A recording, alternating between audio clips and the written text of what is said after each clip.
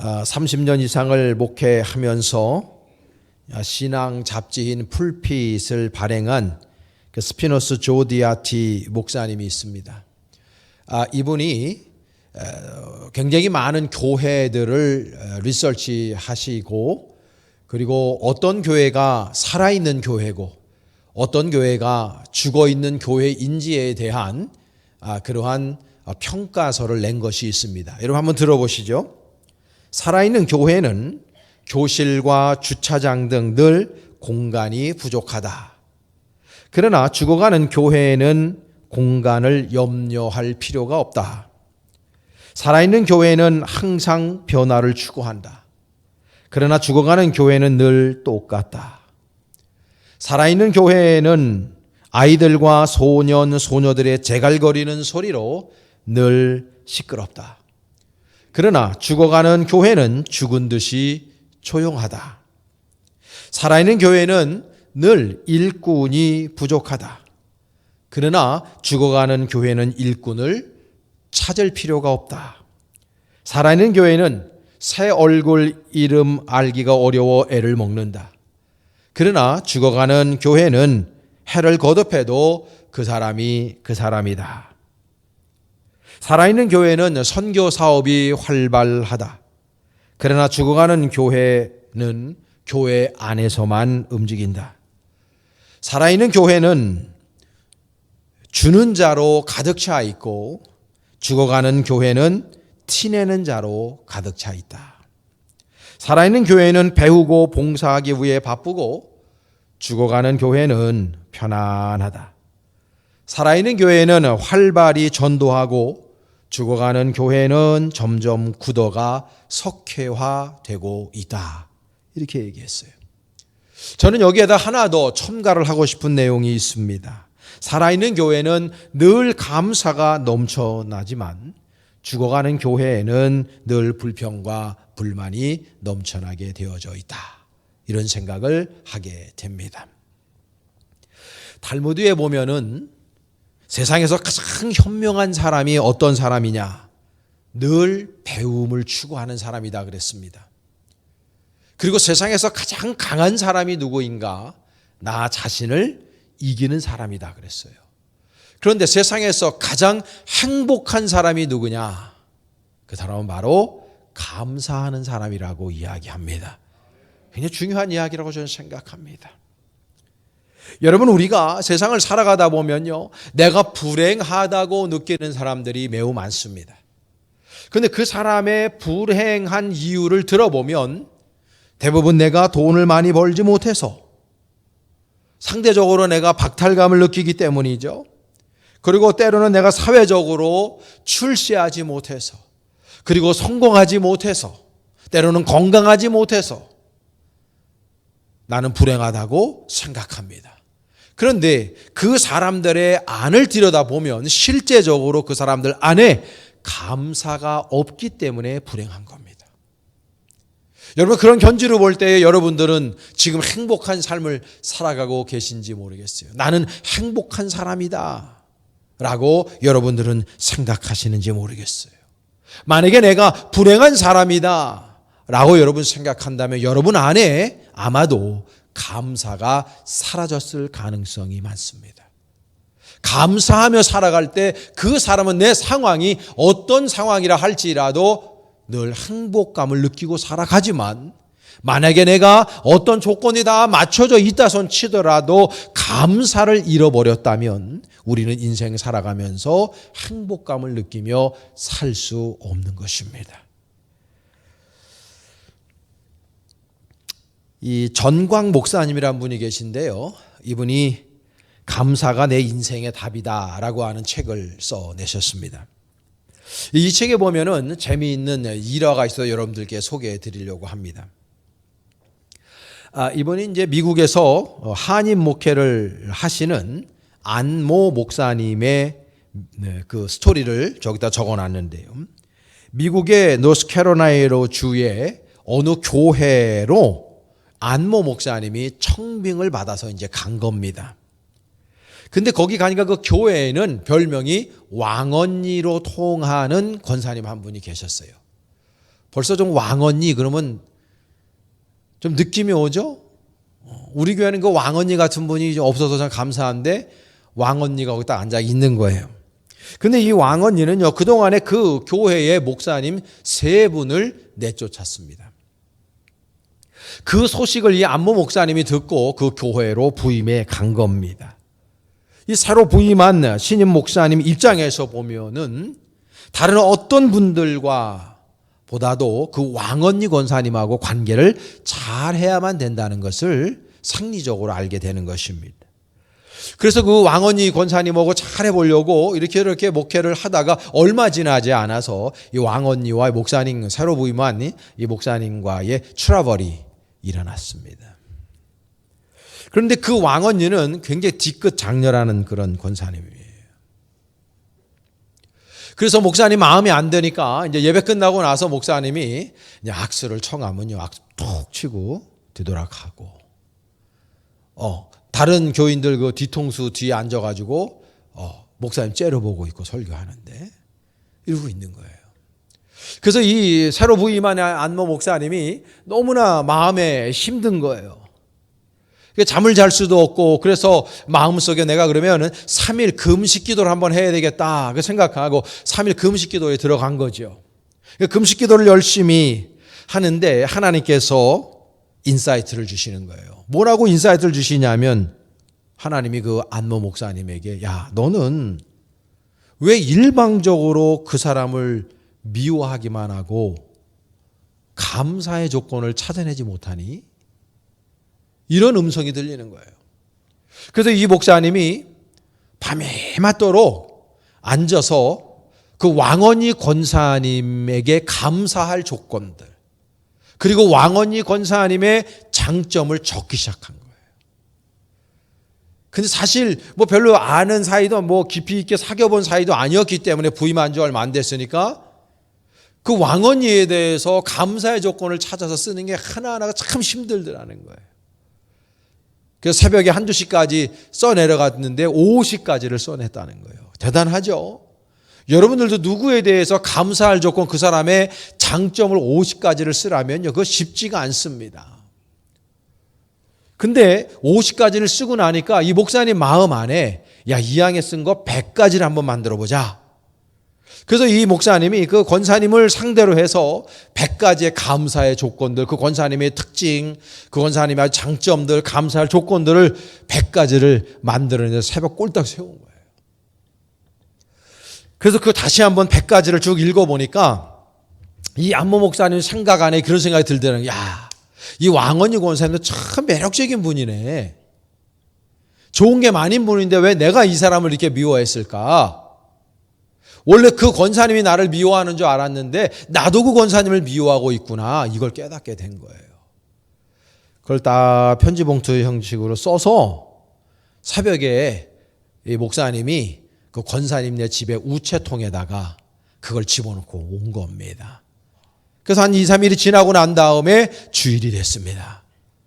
주일날 아침에 이제 예배를 드리려고 하는데, 예배가 다 끝나고 인사하려고 하는데 그 왕언니 권사님이 여느 때하고는 전혀 다르게 목사님에게 막 달려오면서 목사님한테 이렇게 얘기하더래요. 목사님이 사람입니까? 그 순간적으로 목사님이 사람입니까? 이러니까 혹시 내가 잘못했나 보다 또 이 마음을 가지고 있는데, 이 권사님이 하는 얘기가 목사님이 사람입니까? 나는 목사님을 내쫓으려고 그랬는데, 그렇게 못되게 굴었는데 어떻게 목사님은 나에 대해서 100가지 감사의 조건을 적어낼 수 있습니까? 목사님, 내가요 며칠 전에 이 글을 읽다가 눈물이 나서 사고가 날 뻔했습니다. 너무나 감사합니다, 목사님. 제가 잘 모시겠습니다. 그래서 그 갈등이 해결되어서 목회를 아주 행복하게 하고 계시다고 저책에 그 예화를 적고 있었습니다. 여러분, 감사의 위대함이 여기에서 나타나는 것입니다. 디모데전서 4장 4절 5절에 보면 하나님께서 지으신 모든 것이 선하매 그랬어요. 감사함으로 받으면 버릴 것이 없다고 표현하고 있습니다. 하나님 아버지께서 지으신 모든 것들이 다 선하기 때문에 감사함으로 받으면 절대적으로 버릴 것이 없다고 얘기하는 거예요. 사랑하는 여러분, 모든 삶의 영역에서 감사가 끼치는 영향력에 대해서 우리에게 너무나도 잘 말씀해 주고 있는 내용입니다. 감사는 우리의 부정적인 인생을 긍정적인 인생으로 바꾸는 힘이 있을 뿐만 아니라 똑같은 상황을 보더라도 어떤 사람은 거기에서 부정적인 이유를 찾아내서 부정하고 비판하지만 어떤 사람은 똑같은 상황 속에서 감사의 이유를 찾아냅니다. 긍정의 이유를 찾아내서 그 가운데 감사하고 감사하는 가운데 창조적이고 아름다운 그런 인생을 설계하기 때문에 감사하는 사람들이 인생 성공할 확률이 감사하지 않고 불평하고 불만하는 사람들보다는요 몇십 배, 몇백 배, 몇천 배의 확률을 가지고 있다는 걸 여러분들이 기억하셔야 될 줄로 믿습니다. 그래서 이렇게 좋은 감사를 우리가 어떻게 하면 올곧게 우리가 늘 선포하고 나갈 수 있을까? 어떻게 우리가 감사하는 인생을 살아갈 수 있을까?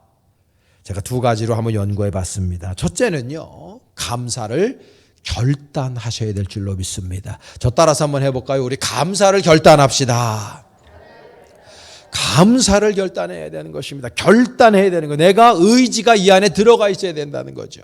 오늘 본문 보면요, 이거는요 세계인들에게도 가장 유명한 말씀 아닙니까? 항상 기뻐하라, 쉬지 말고 기도하라, 범사에 감사하라 라고 이야기하고 있어요. 여러분, 이 말씀은요, 이게 헬라어 원전에 보면은 현재 진행형 명령형입니다. 그러니까 이거는 어떤 내가 감사할 조건이 있을 때만 감사하는 것이 아니라 나에게 감사할 조건이 없고 내가 불행하고 힘들고 어려운 상황 속에 있다 손 치더라도 그 가운데 나는 감사해야 된다는 것을 말씀해 주고 있는 거예요. 때로는 우리 교인들이, 저도 그렇지만 인생 살아가다 보면 인생의 어려움을 만나요. 목사님, 기도도 안 나와요. 목사님, 너무 힘들어요. 이럴 때 있습니다.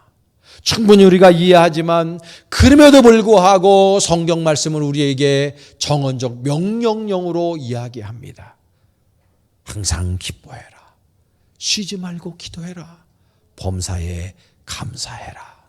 이는 그리스도 예수 안에서 너희를 향하신 하나님의 뜻이니라 라고 말씀하고 있는 것입니다.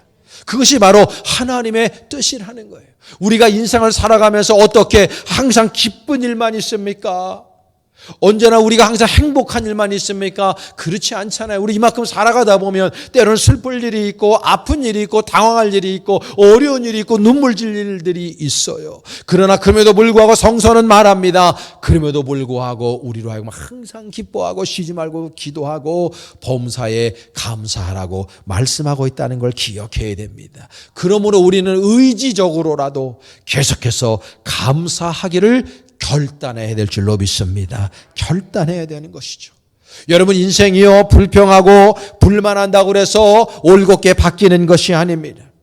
내가 아무리 힘들고 어려운 상황과 정황 속에서라도 하나님 아버지 앞에 그럼에도 불구하고 믿음으로 고백하며 감사를 우리가 결단하며 나아갈 때 그 감사의 언어가 우리들의 삶을 재창조해서 정말 우리에게 불리하게 모든 상황이 되었다 할지라도 감사하는 사람에게 모든 상황이 유리하게 역전의 은혜로 다가올 줄로 믿습니다. 그런 은혜가 여러분들에게 있어지시기를 간절히 축복합니다. 시편 136편을 우리 신학적으로는 대할렐시라고 그래요. 이게 전체적으로는 26절로 이루어져 있는데 한 구절도 빼놓지 않고 감사하라, 여호와께 감사하라, 여호와께 감사하라, 감사라고 하는 용어가 이 안에 들어가 있습니다. 여러분, 영어 성경에 보면 give thanks to the Lord 되어 있습니다. 다시 말해서 여호와 하나님 아버지 앞에 감사를 올려드리라, 그 말이에요.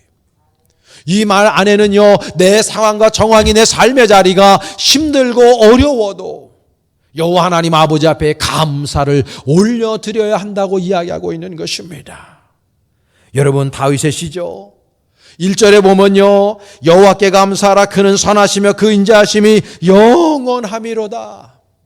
26절 끝절에도 보면 하늘의 하나님께 감사하라 그 인자하심이 영원함이로다 이렇게 끝을 맺고 있어요. 여러분 다윗 같은 사람은요 왕된 거 하나 빼놓고는요 이 사람은 감사할 게 없는 사람이잖아요. 날마다 이 사람은 삶이 좌충우돌했고요. 늘 불안했고요. 염려했고요. 근심할 일이 많았고요. 회개할 일이 너무나 많았고요. 늘 아픈 인생을 살았던 사람이 다윗이었습니다. 그런데 대부분의 이 150편의 시편을 대부분이 다윗이 지었습니다. 대부분 보면 때로는 힘들고 어려운 상황 속에서 자신의 인생을 푸념할 때도 있었지만 급기야는 결국은 다윗의 모든 시의 결론은 하나님 아버지 앞에 감사하고 그분을 온 인격적으로 찬양하고 예배하고 있다는 걸 우리가 기억해야 하는 것입니다. 그래서 다윗이 위대한 왕이 된 것입니다. 감사할 줄 알았기 때문이에요. 상황이 감사한 상황이 아닐 때에도 여호와 하나님 아버지 앞에 감사를 결단하며 나갔기 때문에 하나님께서 모든 삶의 정황을 진짜 감사할 상황으로 바꾸셨다는 걸 여러분들이 기억하셔야 되는 것입니다. 여러분 지금 여러분 삶 속에 힘들고 어려운 상황이 여러분들을 엄습한 분들이 있다면 오히려 여러분 하나님 앞에 감사함으로 결단하시기를 축복합니다. 하나님께서 분명히 역전의 은혜를 주실 줄로 믿습니다. 두 번째로는요, 감사가 습관이 되게 해야 됩니다. 저 함께 해볼까요? 감사가 습관이 되게 하자. 그렇습니다. 감사가 습관이 되게 돼야 돼요. 오늘 본문을 유진 피터슨이 쓴 이거 메시지 성경에 보면 메시지 성경은 이걸 이렇게 번역해 놨어요. 무슨 일에든지 기뻐하십시오. 항상 기도하십시오. 무슨 일에든지 하나님께 감사하십시오. 이것이야말로 하나님께서 그리스도 예수 안에 있는 여러분들에게 바라시는 생활 방식입니다. 저는요 생활 방식이라고 번역한 게 참 좋아요. 여러분 감사를 생활 방식이 되게 하라는 거예요. 이게 뭐예요? 습관되게 만들어라. 결단했으면 이제는 그것이 나의 삶의 습관이 되게 해야 되는 것입니다. 여러분 주변에서 가만히 보세요. 사람들의 언어를 들어보세요. 습관적으로 불평하는 사람들이 있고 습관적으로 짜증내는 사람들이 있고 습관적으로 징징대는 사람들이 있습니다. 그 사람들은요 사회에서나 교회에서나 어느 공동체도 절대 인정받지 못합니다. 그렇죠? 여러분들이 어떤 사람을 싫어하나 보세요. 그 사람들의 말과 행위가 비판적이고 부정적인 사람들 좋아하는 사람 한 사람도 없습니다. 그런 사람하고 친구 되기 원하는 사람도 없습니다.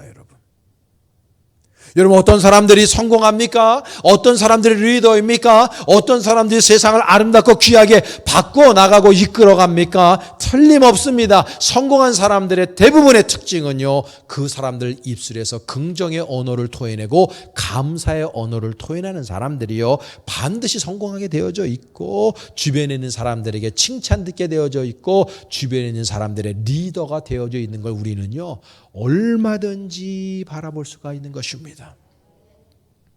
그래서 우리는요 이것이 이 감사와 찬양과 기도가 우리들의 삶의 방식이 되게 해야 되는 거예요. 이 의지적 결단을 통해서 나의 것으로 우리의 것으로 만들어 가야 되는 것이죠. 인터넷 유튜브를 좀 자주 보시는 분들은 뭐 쓸데없는 거 보지 않고 좀 쓸데있는 거 보시는 분들은요 이 켈리 최라고 하는 여성을 아마 들어보신 분이 있을 겁니다. 이 켈리 최는 지금 영국에서 우리나라 사람인데요. 영국의 400대 400인 그 부자 안에 들어간 사람이에요. 이 사람은요 정말 열심히 산 인생인데 빚이 있었습니다. 이 사람은 생각한 거예요. 내가 왜 열심히 살았는데 빚이 있을까? 내가 왜 열심히 살았는데 왜 이렇게 못 사는 인생이 되었을까? 연구해 보니까요. 자기가 부자들의 생활 패턴대로 살지 못하고 있다는 걸 깨달은 거예요. 나름대로 열심히 일했습니다. 나름대로 열심히 살았는데요. 빚만 지고 있는 거예요. 삶이 행복하지 않아요. 그래서 이 켈리 죄라고 하는 여인이 전 세계에서 가장 유명한 부자들 1000명을 연구하기 시작해요. 그래서 그 연구하고 그 사람들의 생활 방식을 그대로 따라서 5년을 하니까요. 이 사람이요. 영국의 400대 부자 안에 들어갔어요. 저는 요즘에 그분의 유튜브를 보면서 참 많은 것들을 제가 느끼고 경험합니다. 이분이요. 그 수많은 사람들 연구해 보니까 성공한 사람들의 7가지 특징이 있어요. 제가 이거 우리 교인들한테만 밝히는 거 너무 중요한 거라. 몇백만 원 받고 얘기를 해야 되는 건데. 근데 별거 아니에요. 다 알고 있는 거야, 우리가. 첫째는 뭐냐면요. They read a lot. 책을 많이 읽어요. 성공한 사람들은 책을 많이 읽습니다. 그래서 적어도 연구해 보니까 하루에 30분 이상 책을 읽는다는 거예요. 두 번째로는 They get up early in the morning. 일찌감치 일어납니다. 보편적으로 새벽 4시 반에 일어납니다. 게을러서는 성공할 수 없는 것이죠. 세 번째로는 They make a time for exercise. 운동하는 시간을 반드시 둔다는 거예요. 운동하는 거예요. 그래서 건강한 체력에서 건강한 지식이 나오고 건강한 체력에서 건강한 정신이 나오기 때문에 창조적인 생각들을 하는 거예요. 건강을 잃으면은요, 창조적인 생각을 못 한단 말이에요. 그래서 날마다 엑서사이즈 합니다. 네 번째로는요, they meditate to clear mind. 자신의 마음을 정결하게 하기 위해서 묵상을 한다는 거예요. 우리식으로 하면 새벽 기도하는 거죠.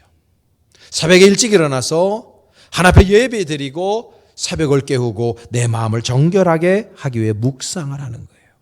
다섯 번째, they make time for sleep. 충분한 잠을 잔다는 거예요. 잠을 충분히 잔다는 거예요. 여섯 번째, they talk to themselves a lot. 자기 자신과 즐거운 대화를 나누는 거예요. 자기 자신과 늘 대화를 하는 거예요. 저 같은 경우도 거울을 보면서 항상 저하고 대화를 합니다. 저는 엘리베이터 타고 내려오면서도 오늘 제가 이야기를 했습니다. 오늘 설교 잘해라. 행복하게 해라. 저는 항상 저하고 대화를 합니다. 마지막 일곱 번째, they are always working communication skill. 이 대화의 기술을 익히기 위해서 날마다 노력한다는 거예요. 여기서 말할 때 이 대화의 기술은요, 긍정의 대화, 창조적인 대화를 이야기하는 거예요. 그러니까 이분이요, 1000명 정도의 전 세계 대부호들을 연구하고 또 연구해 보니까 이 7가지의 특징이 나타나더라 하는 거예요. 그래서 저는 여기에 저는 한 가지 더 끼워놓고 싶은 거죠. 정말 성공한 사람들은요, 날마다 감사하는 인생을 살아가게 되어져 있습니다. 감사하는 사람이 인생의 모든 상황과 정황을 역전시키는 것들을 너무 많이 봤기 때문인 것입니다. 감사할 조건에서 감사하는 것이 아니라 감사하기 때문에 감사할 조건들이 많아지는 줄로 믿습니다. 내가 행복하기 때문에 행복하다고 고백하고 기뻐하는 것이 아니라 날마다 기뻐하고 주님 아버지 앞에 내가 감사함으로 나아갈 때 하나님께서 우리를 더 행복한 인생으로 이끄실 줄로 믿습니다. 이게 신앙의 비결인 것입니다, 여러분. 그래서 우리는 날마다 불평과 불만하는 인생이 아니라 날마다 감사와 기쁨과 다른 사람을 축복하고 격려하고 칭찬하고 진취적이고 창조적인 언어를 토해내는 이거를 우리의 생활 방식으로 만들어야 된다는 것이죠. 이것이 바로 우리들에게 습관이 되어야 된다는 것이에요. 얼마 전에 해외 토픽 뉴스에 이 버거킹, 햄버거, 저도 버거킹 참 좋아하는데 버거킹의 그 판매 전략을 소개한 적이 있어요. 보니까 이 버거킹이요, 이 판매 전략을 뭘 세웠었냐면요, 한 달에 $5만 내면은 한 달 내내 모닝커피가 무료예요, 무료. 그러니까 $5면 한 달 내내 무료로 줘요. 이게 스타벅스에서의 그 한 번 먹는 커피값밖에 안 되는데 버거킹에서 5,000원, 그러니까 그러니까 $5 한 6,000원 정도 우리나라 돈으로 내면 한 달 내내 공짜로 커피를 마시게 했어요. 왜 그랬겠습니까, 여러분? 버거킹이 사람들로 하여금 자신들의 커피를 먹고 인이 배기게 하는 거죠. 그래서 자신들의 커피를 먹지 않으면 살 수 없게 만들어 버리는 거예요. 판매 전략이 굉장히 중요한 거예요. 뭐냐면 생활 방식이 되게 하는 거죠. 익숙하게 만들어 버리는 거예요. 그래서 아침에 그 커피를 마시지 않으면 하루가 몽롱하고 이게 생활이 안 될 것 같이 만들어 버리는 거예요. 우리 교인들도 보면요, 아침에 모닝커피 꼭 드셔야 된다는 분들이 꽤 많이 있어요. 왜 그러냐면 그거 먹어야 정신이 든대. 그거 참 희한해. 왜 커피를 먹으면 정신이 들까? 자고 나면 원래 제정신이 들어야 되는데 꼭 커피를 마셔야 정신이 든다는 분들이 있어요. 그 습관된 거예요. 그게 여러분들의 생활 방식이 된 거라고요. 한국 사람들이요, 외국 여행 가면은 꼭 그 고추장 싸갖고 김치 싸갖고 오고 깻잎 싸갖고 온다고. 제가 그거 제일 싫어하는 건데. 근데 그거 안 먹으면 안 된다는 거예요. 외국에 나가면 그 외국 음식 먹으면 되는데 내 습관화되어 있다고. 김치 먹어야 돼요. 깻잎 먹어야 돼요. 개운하지가 않아요. 빵 먹고 그냥 야채 먹고 그러면 개운하지가 않으니까 반드시 그걸 먹어야 돼요. 밥이 아니면 밥이 안 돼요. 그렇죠? 빵 먹으면 그건 밥이 아니고 간식이지. 그러니까 밥을 먹어야지 이게 속이 찬 것 같은 느낌인데 왜 그러냐? 생활 방식이 됐기 때문에 그래요. 습관이 됐기 때문에. 그러면 우리가 말이 안 되는 게 미국 사람들 같은 경우는 빵이 주식이잖아요. 그 사람은 쌀 안 먹는다고 잘. 그러니까 그 사람들도 뭐예요? 그게 하나의 생활 방식인 거예요. 그 하나의 습관이 된 것입니다. 여러분, 우리가 이 감사가 우리들의 입술과 우리의 삶에서 이것이 생활 방식이 되고 습관으로 될 수만 있으면 여러분 인생 반드시 성공하게 되어져 있습니다. 우리 신앙생활도 마찬가지예요. 우리 신앙생활 속에서 날마다 감사를 입에 달고 살 때 여러분들의 삶이 역전하게 될 줄로 믿습니다. 누가복음 17장 11절 이하에 보면 예수님께서 이 사마리아와 갈릴리 사이를 지나가실 때 하나의 사건을 만나셔요. 그때에 10명의 나병 환자들을 만납니다. 그 나병 환자들이 예수 그리스도를 부르며 자신들의 질병을 고쳐달라고 청탁합니다. 간구하는 거죠. 그럴 때 예수님께서 10명의 나병 환자를 그 즉시 고쳐주셔요. 근데 사건이 여기서 끝나는 것이 아니라 성경에 보면요, 그 누가복음 17장 15절 16절에 이렇게 말해요. 그 중에 한 사람이 자기가 나은 것을 보고 큰 소리로 하나님께 영광을 돌리며 돌아와 예수의 발 아래 엎드려 감사했다. 이랬어요. 그 사람은 바로 사마리아 사람이라 그랬어요. 그러니까 이 감사한 그 사마리아 사람을 향해 예수님이 19절에 이렇게 말해요. 그에게 이르시되 일어나 가라, 내 믿음이 너를 구원하였느니라. 10명의 사람이 병 고침을 받았어요, 똑같이. 그런데 구원받은 사람은 단 한 사람뿐이었어요. 어떤 사람입니까? 주님 앞에 감사한 사람이었던 것입니다. 어마어마한 차이인 것입니다, 여러분. 여러분, 감사할 줄 아는 사람이요, 끝까지 성공하고, 감사할 줄 아는 사람이 끝까지 인정받고, 감사하는 사람이 끝까지 인생을 창조적이고 긍정적으로 바꿔간다는 걸 기억하셔야 됩니다. 그 감사한 사람은요, 다른 사람들의 생활도 다른 사람들의 삶도 해피하게 만들어요. 불평하고 불만하는 사람은요, 자기 인생뿐만 아니라 다른 사람들의 인생도 망치게 됩니다. 기분 나쁘게 만들어요. 사랑하는 우리는 그리스도인입니다. 우리는요, 날마다 감사를 입에 달고 살아야 되는 사람들 아닙니까? 오늘도 이 자리에 여기에 나와서 예배할 수 있는 거 감사하시고, 우리에게 가정을 주시고 직장을 주시고 사업터를 주시고 그래도 숨 쉴 수 있는 건강을 주신 거 여러분 감사하시기를 축복합니다. 우리들에게는 어느 정도의 물질도 있어요. 우리들에게 인적 자원이 있어요. 우리들에게는 지적 자원이 있어요. 그 무엇보다도 우리는요, 예수 믿어 구원받았지 않습니까? 감사할 조건들이 너무너무나 많단 말이에요.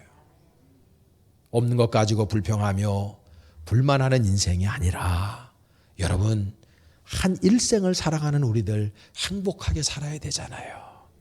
돈 많이 번다고 행복합니까? 그러면 그 돈 많은 사람들 왜 자살해 죽습니까? 집안 싸움을 왜 합니까, 여러분? 그 돈은 우리를 진정 행복으로 이끌 수 없는 물건임을 가르쳐주고 있는 것입니다.